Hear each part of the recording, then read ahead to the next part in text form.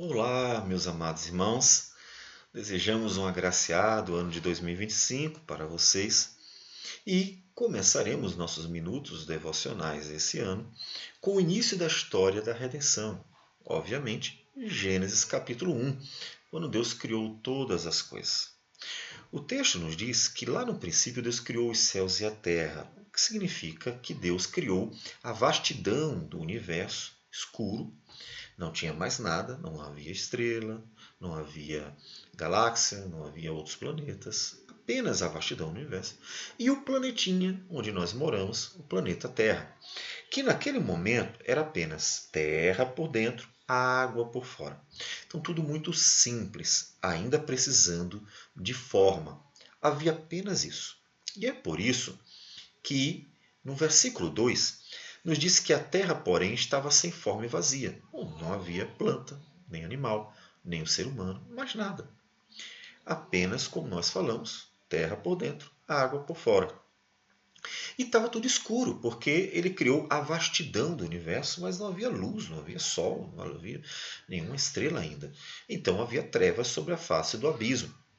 Mesmo assim, já havia a presença do Espírito de Deus. O Espírito de Deus pairava por sobre as águas. Porque o Espírito de Deus é da Trindade, aquele que é o responsável por dar vida. Tanto que ele é o responsável pela conversão, a nova vida que ele dá ao pecador em Cristo Jesus. Então, ele está presente porque a criação que Deus vai, pela palavra, trazendo à existência, também receberá vida. Né? Os animais têm vida, o homem tem vida e assim por diante. Então Deus criou todas as coisas. E o texto nos diz, mais ainda adiante, que foi pela sua palavra que Deus criou todas as coisas. Disse Deus, haja luz e houve luz. Esse é o primeiro dia da criação. Portanto, o primeiro dia é a criação do vasto universo, o planetinha Terra, e a luz que vem para Deus fazer separação entre a luz e as trevas. Assim, nós temos o início de todas as coisas. Ainda há mais. Todavia, nesse primeiro dia, Deus nos mostra que Ele é a única origem de tudo. Quando diz que no princípio criou Deus os céus e a terra, há uma afirmação bem clara: só existia Deus no início de tudo. Ou seja, Deus é a causa de todas as coisas. E é importantíssimo crer nisso, como nos diz o autor aos Hebreus, que no capítulo 11 diz que a fé é a certeza das coisas que se esperam, a convicção de fatos que se não veem. E no versículo 3 afirma que pela fé entendemos que foi o universo formado pela palavra de Deus. O disse Deus, haja luz, entre outras coisas. Então, entendemos que tudo foi criado pela palavra de Deus. O fato de nós entendermos isso, ou seja, crermos no que está revelado em Gênesis 1, Gênesis 2, não significa que isso é o contrário de razão. Porque nós temos que compreender o texto que está ali diante de nós e então crermos naquilo que nós compreendemos no texto que nos foi revelado. Isso não é estranho em relação a outros assuntos, como por exemplo o descobrimento do Brasil. Você acredita que os portugueses colonizaram o Brasil, por exemplo, lá no início, 500 anos atrás, mas você não viu nem tem capacidade, e nenhuma outra pessoa também, de repetir o evento. Significa que eventos históricos eles precisam ser cridos. Ou seja, sempre que lemos em um historiador sobre algum evento histórico, não importa qual, pode ser muito antigo, antes de Cristo, pode ser mais novo, como eventos políticos, quando governantes entram e saem. Quando nós lemos sobre esses eventos, nós precisamos acreditar.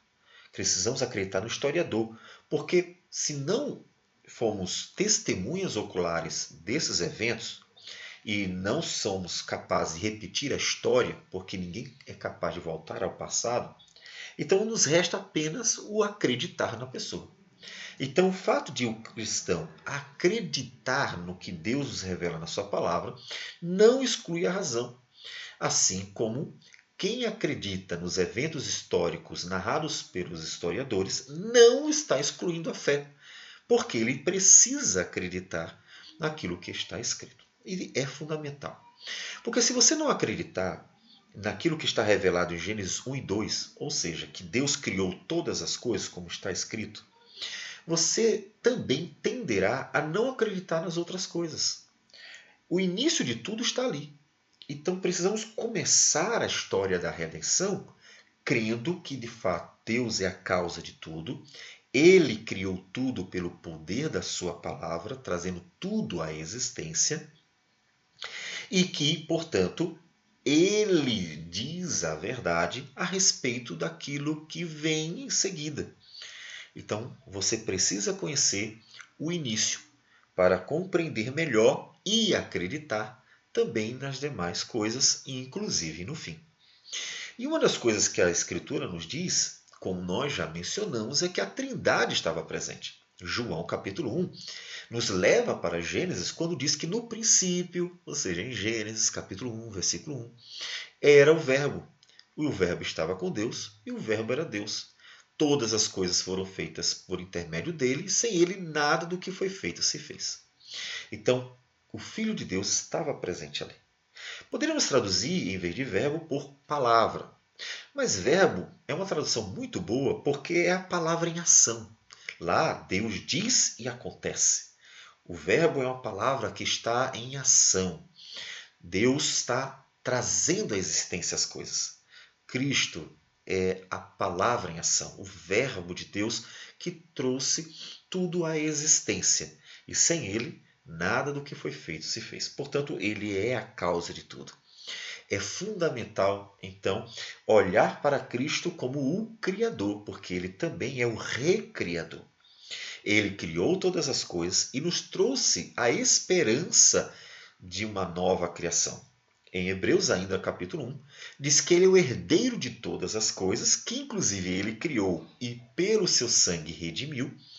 E ele fez, como diz o versículo 2, o universo. Razão, portanto, para que tenhamos esperança. É fundamental crer na criação, porque a recriação tem base na criação. Ou seja, por que esperamos novo céu e nova terra? Por que esperamos um novo tempo onde não haverá mais pecado e nem morte? Porque um dia Deus fez assim. Uma criação sem pecado, uma criação sem morte. E ele fez tudo isso pelo poder da sua palavra. Portanto, ele é poderoso para recriar todas as coisas, para trazer novo céu e nova terra. Lembrando então que Cristo, que esteve na criação criando, é aquele que trouxe a redenção pelo seu sangue, ressuscitou vencendo a morte e prometeu voltar para nos trazer novo céu e nova terra. Que Isaías 65 profetiza, pois eis que eu crio novos céus e nova terra. E que Gênesis nos menciona como sendo a criação sem pecado. E por isso, a nova criação também será, como diz Apocalipse, capítulo 21. Vi novo céu e nova terra, pois o primeiro céu e a primeira terra passaram, e o mar já não existe. Vi também a cidade santa, Nova Jerusalém, que descia do céu da parte de Deus, ataviada como noiva, adornada para seu esposo. E é então uma nova criação, onde tudo existirá para o louvor da glória do Senhor. Portanto, comece conosco a ler a palavra de Deus desde a criação e creia naquilo que Deus nos diz, para que você possa entender a história da redenção inteira e aplicar pela graça de Deus à sua vida cada parte dela, porque Ele é a causa e também o propósito de todas as coisas. Convido você a começar o ano olhando para a glória de Deus, que se manifesta na criação. Como diz o Salmo 19, os céus proclamam a glória de Deus, e o firmamento anuncia as obras das suas mãos. Vamos orar ao Senhor? Senhor Deus amado, obrigado por tudo, pelo ano que passou, pelo ano que se inicia e pela compreensão da Tua palavra, que é fonte de vida.